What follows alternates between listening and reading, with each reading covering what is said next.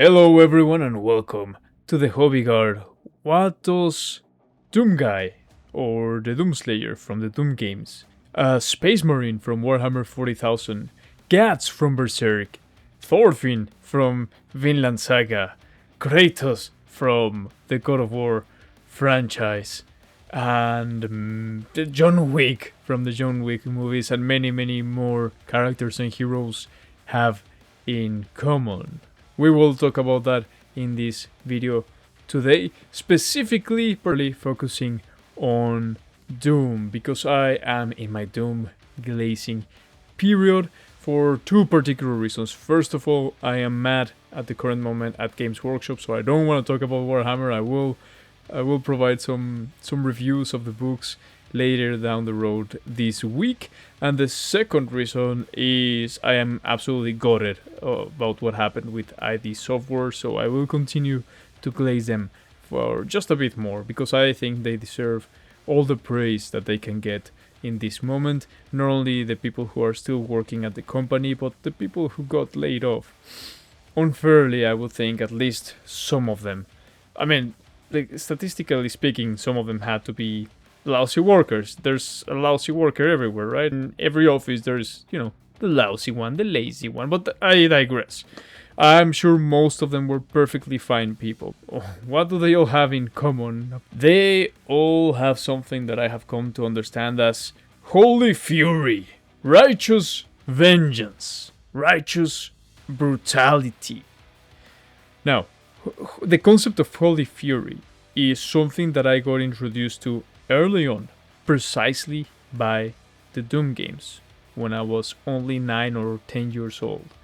I keep going back to this date in time because I don't exactly remember how old I was, but I remember how impactful it was for me, because at the time I didn't have any video games. My mom thought every video game was like basically Grand Theft Auto, and that it was just a violence simulator, and fair enough, Doom certainly was. But I honestly thought for the first few years actually that I played Doom that it was a horror game, because the demons were so scary to me. Now, it is hard to convey to younger people how scary those pixelated demons were back in the day, because our eyes have evolved. We have so accustomed to high definition graphics that a few pixels are hardly considered scary at all. But back in the day, our minds were so messed up by tech. So those pixelated monsters and zombies and demons were absolutely terrifying for me as a kid. Even the sound. So I remember playing Doom for the first time at the computer in my school. The computer class had the Doom installed, some chat from a previous generation, or some badass computing teacher installed Doom for the 9-year-olds to play. I don't know, but things were cooler back then, as usual. But I remember the first time I saw those monsters and I was like scared. And my friends were also a bit scared. And the first time, I think I had like the pistol, and there was a zombie next to a barrel, and I shot the barrel with the pistol, and the zombie exploded. The barrel obviously exploded, but the zombie like dismantled. And it is hard to explain to you if you're a younger person, which is technically a newer person. There's nothing wrong with that. If you're a newer human, a newer model, it is hard to explain to you how graphic it felt back in the day for me to see the zombie, the zombie guy just completely disintegrate in a splash of red sprites, and his ribs would like continue to be popping out, and there was like a very graphic sound of like gore spreading over like all over the place. And there was like a lingering, like, humid twitching noise afterwards, like if the guts were still like twitching, like the viscera on the floor was still twitching. It sounded like I don't know, man. It was very weird and very graphic, and the ribs would remain like popping out with like pieces of gore on them. It was everything that my mother feared and more, but it taught me something very valuable, and that is what I want to talk about today in today's video. Yes, 5 minutes into the video, I finally start talking about the subject of the video. Holy fury! The unleashing sort of violence against an absolute evil and how important it was in my development, just growing up as a kid who in his day-to-day had to face very scary situations. I would go crazy about action games, but video games like the Grand Theft Auto, a very famous game, yeah, I would enjoy it whenever I would get to play it at like a friend's house or whatever, but I wouldn't obsess over it.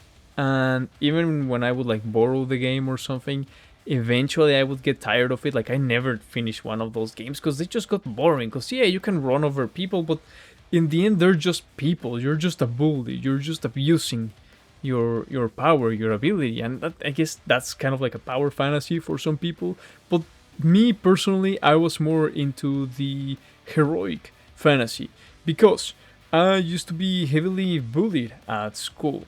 And now, when I say bullied, I don't mean like people would insult me. No, I mean like I would get into scraps where, you know, people would break my bones, or at a few points in life, my life even was at risk. But more often than not, it was just like a vicious scrap. You know, it was just someone would start bleeding and someone would split up the fight. But that was my almost day to day. And I remember feeling this anxiety and guilt before and after these fights, right? I've been in many fights as an adult, like as a practitioner of Muay Thai and martial arts. And you do feel fear, but I guess it depends which stage you are on your training. You do learn to like transmute that into different feelings, but the point is, you do feel anxiety, you do get paranoid, and you start thinking of all the things that could go wrong, all the people that are watching, how ridiculous you're gonna look if you lose. Like, all sorts of thoughts inundate your mind, and afterwards, well, you just unleashed violence upon a human. And I was kind of like a berserker as a kid, so I would just like lose it, and after I got pushed like enough, I would lose it against my bully, and usually it was bigger, older kids, so I wouldn't like often beat them up. If I had usually won those fights, I probably wouldn't have been bullied as much. It usually ended the other way around, but I would still lose it, you know, the typical, oh, I see red and I just send it, and I would feel guilt and shame afterwards. But the Doom games taught me something very valuable, and later on in life, all those other IPs and fantasy universes that I described, like Berserk, you know, those things taught me that faced with an absolute terror, an absolute antagonist, and it is okay, and in fact, it is a righteous thing to unleash all your potential, to destroy that obstacle. Now, I want to be very careful here. I'm not necessarily advocating for violence, but just in general, you know, whatever gives you like an absolute fear and anxiety, it is sometimes okay to stand your ground, to stand for yourself.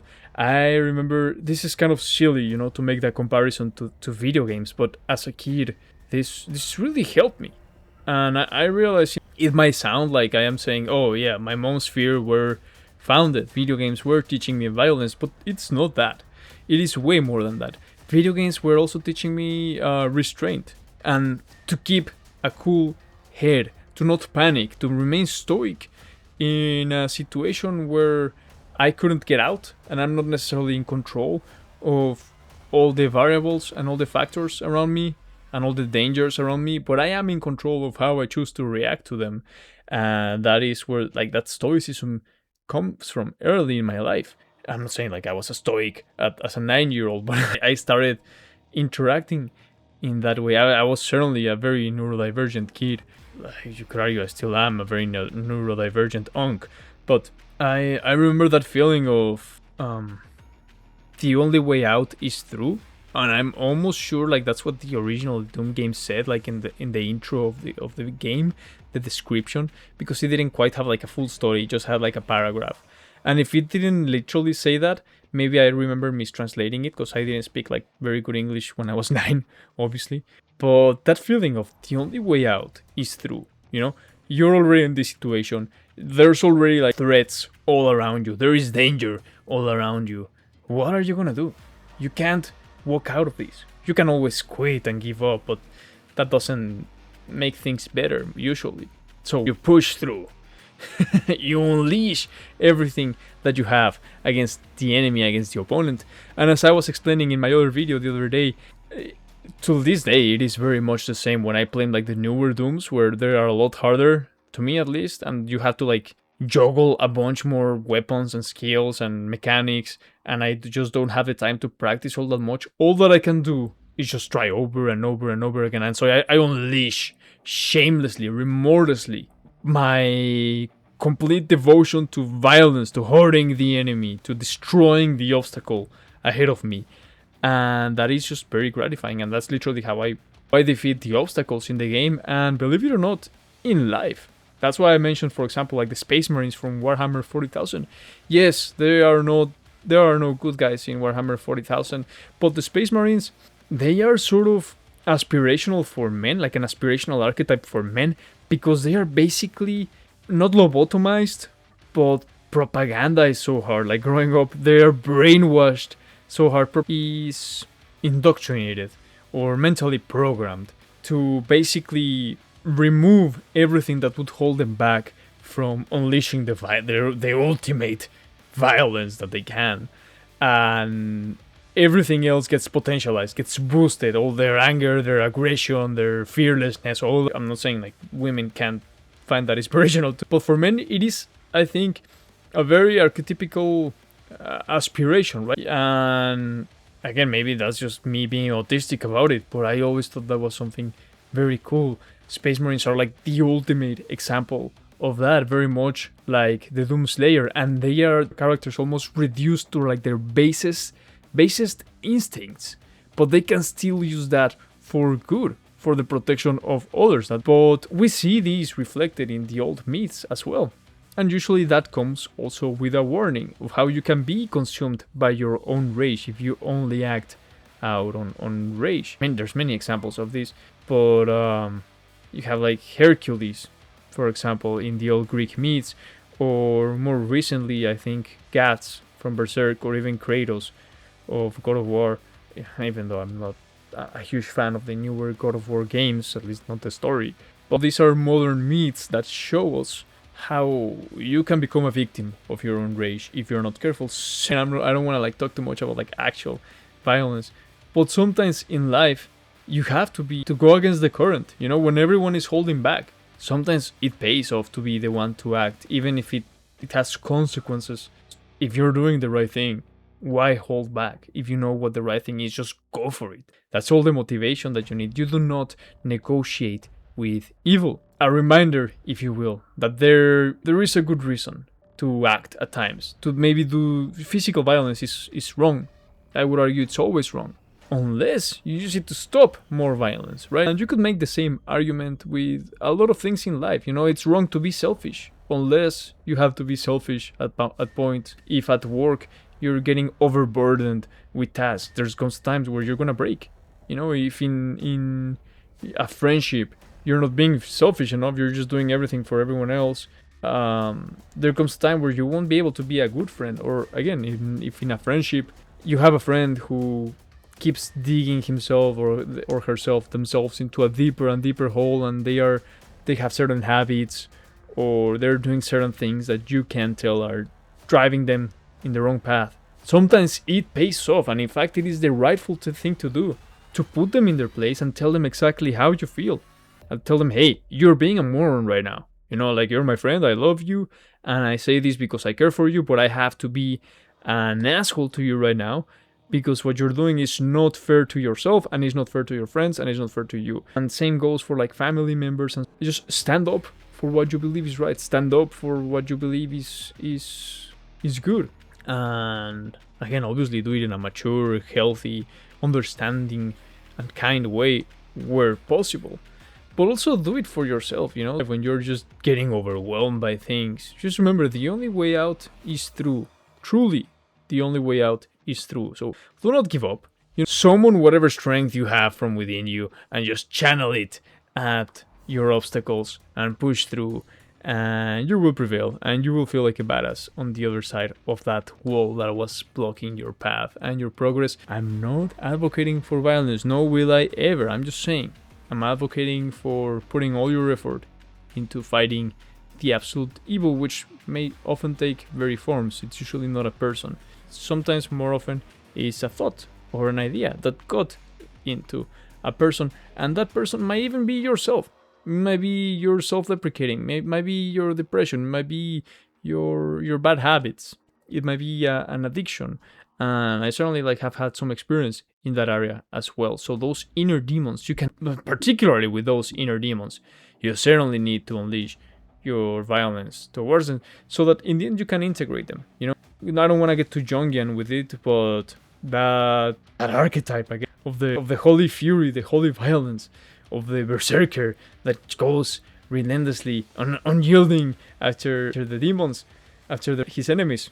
It's an archetype for a reason. Usually a male archetype, not always, but usually a male archetype for a reason, because we as men, we have that within us. It is part of our shadow, and if you do not learn to integrate that properly and healthily into your own life, then it works against you. It does a disservice to you, which is where all those old myths about warriors who did not integrate their shadow and ended up being consumed by the flames of hatred and vengeance comes into play. But with that being said, again, I've yapped long enough, so let me know in the comments down below what you think about this topic, if you would like me to talk more about these things. I've certainly apparently liked talking about them a lot. Have you played Doom? Have you had any philosophical experiences or revelations playing that game? So let me know everything, whatever it is, in the comments down below. Thanks for coming, thanks for watching. As always, ad astra, and remember, there are no female custodies.